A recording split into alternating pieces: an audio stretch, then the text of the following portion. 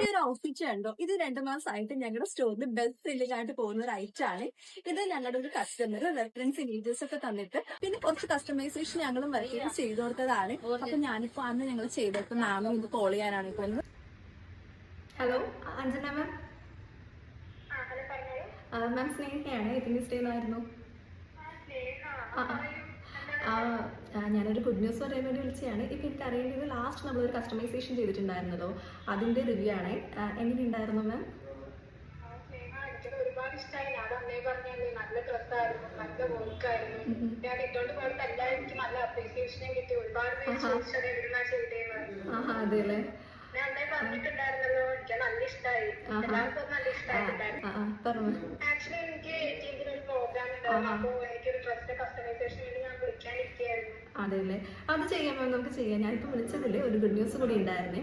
നമ്മളന്ന് കസ്റ്റമൈസേഷൻ ചെയ്ത ആ ഒരു ഔട്ട്ഫിറ്റ് ഉണ്ടല്ലോ, അത് നമുക്ക് നല്ല സെയിലായിരുന്നു വന്നത് കേട്ടോ. അപ്പോൾ അത് ഞാൻ മാമിനോട് പറയാൻ കൂടി വേണ്ടിയിട്ടാണ് വിളിച്ചത്. നമുക്ക് നല്ല സെയിലായിരുന്നു.